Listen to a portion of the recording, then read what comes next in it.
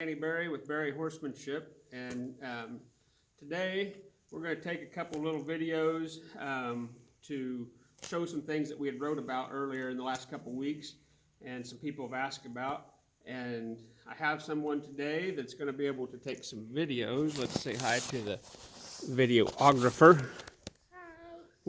That's Colt, and he's going to take a little video for me, and if you have any questions or anything, you can put them on here, and we'll try to answer them and talk a little bit more about what we're doing. All right, well, let's get started. All right, today this first video is going to be about direct pressure. We'll just talk about pressure in general. Well, I wrote something the other day about direct and indirect pressure, and so I was wanting. I've had a lot of people ask me about the direct pressure and what's some examples of while they're working with their horse, something to maybe evaluate or see what they can do better about direct pressure. So before I actually start that, I'm gonna work this horse around for just a second on the ground here and show you what I consider to be some indirect and pressure, and then we'll move on into some direct pressure. So I'm going to give this horse a direction with my left hand here, and then I'm going to drive it with this. And what's making this horse move is the indirect pressure in my right hand, which is the tail of the rope, or if he's using a flag or anything you might use.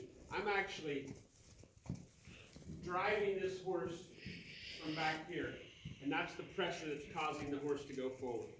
It's a necessary part of training. It's something that we do, but it's not everything. It's not everything that needs to happen to get a horse where it needs to be.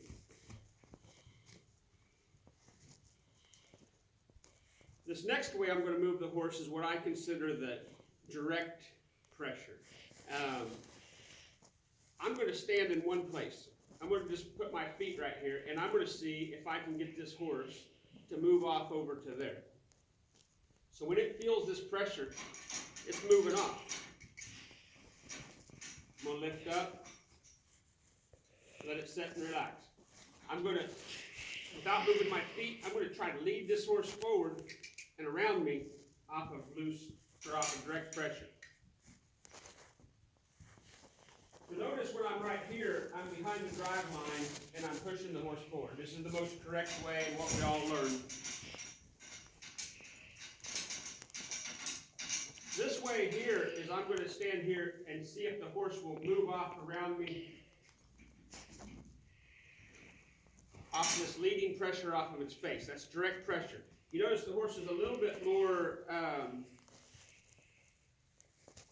reluctant to do it because it doesn't necessarily know it. It doesn't know that it needs to just move off of this pressure.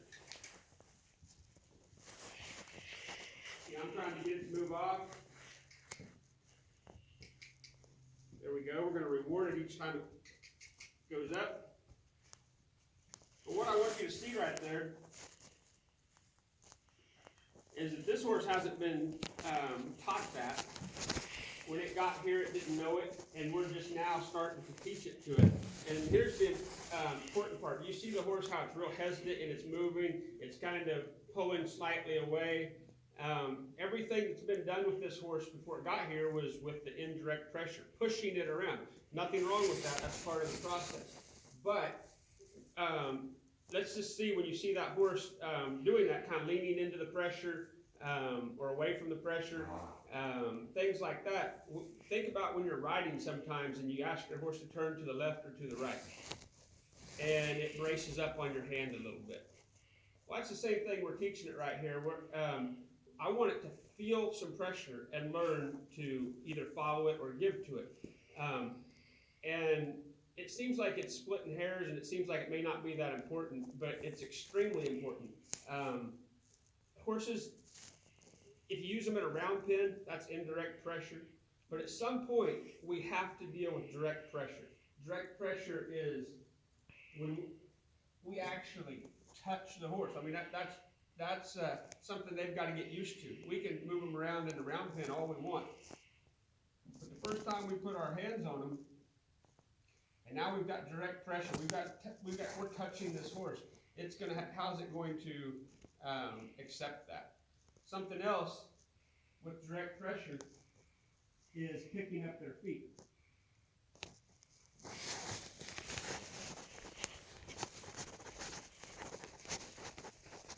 That's something that a horse has to get used to having done. And at first, some horses don't like it. Now, I go out and shoe a lot of horses or trim a lot of horses. And so often, it can be kind of frustrating because the horses fight me.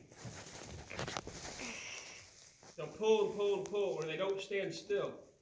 And, that's just something I deal with while I'm out there. That's my job. But it can be frustrating when we understand what direct pressure is.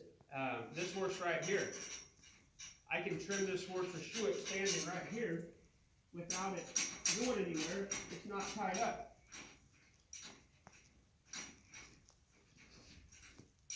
It knows to relax. It knows to give its feet through direct pressure. So because it's not uncomfortable being touched, it's not uncomfortable with pressure to put its head down, then that allows its mind to relax. It allows it to stand here and be comfortable and relax. And so if you're watching this and your horses don't stand still very well, or they don't lead very well, or they brace a little bit when you're asking them to turn, when you're riding them, different things like that, that's because they haven't ever gotten comfortable and learned to give to the direct pressure, to understand that it's not a fight. If they're fighting you with their feet, they haven't learned how to handle that direct pressure. If you go to put their head down and they resist it, they haven't learned to give to the direct pressure.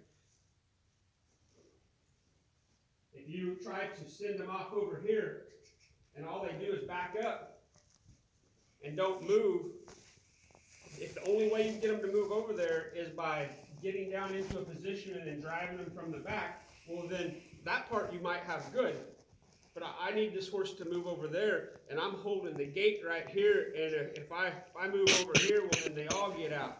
So I need to teach my horses to be able to move over if I need to move over.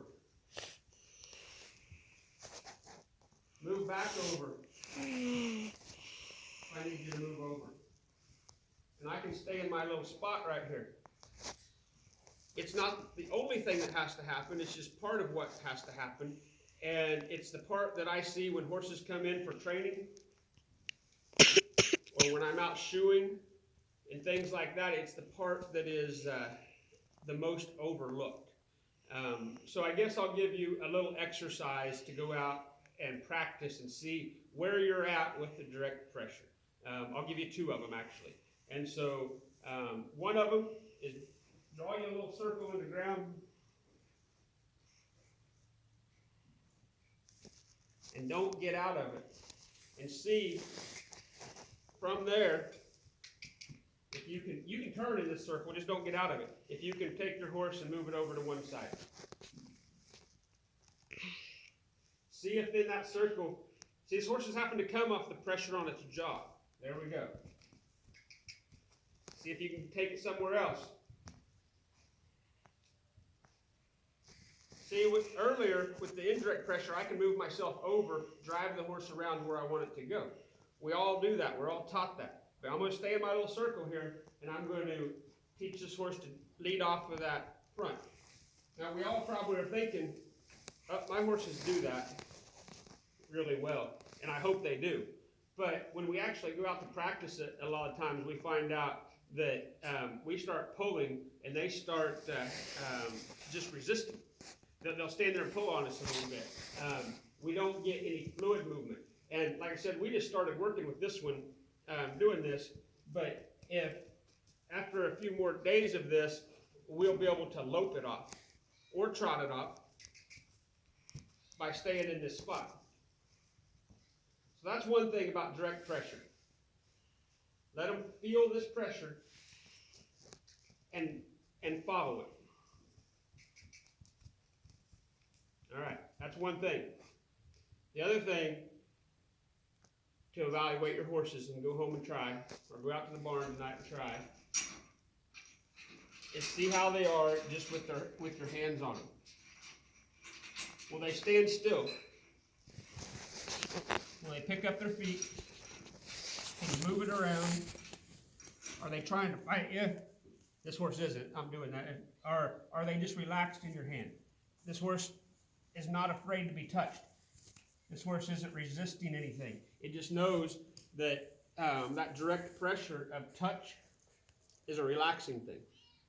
Same way with back here. I don't have,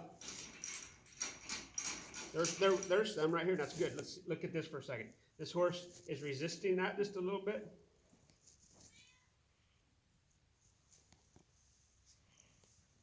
So we just stay with it till it relaxes. And we do whatever we got to do. Once it's relaxed, we put it down. That's what we're after. I don't want to have to chase the horse all over. If they make some mistakes, that's fine. This horse is going to make a lot of mistakes because it's just learning. So let's go right here for a second. See on the back here, we can see this horse needs a little work. Once the horse relaxes, then we can do our work. But you're not going to know you have this needs to be worked on if you don't ever do this. If you wait for me to come out and do it every time, then it's not going to get done. They're just going to fight and resist. But honestly, I believe, it's not just because I'm horse shoer, but handling the feet tells a lot. If one's resisting you with their feet, they're resisting you, and they're resisting you everywhere. There's not very many horses that are really good everywhere down to the feet, and then when you get to the feet, that now they don't want to cooperate. If they're not cooperating down at their feet with direct pressure, there's other places that they're not cooperating either. So anyway, that's just a little. Maybe that'll clear some things up for some people. If not, we'll do another one. Just give me your feedback and let me know. And but go and see how your horses are with the direct touch and the direct contact. See if you can lead your horses off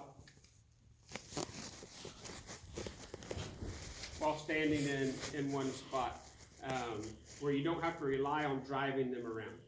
Well, anyway, we'll stop right here, and we'll just let me know if you have any questions. Thanks.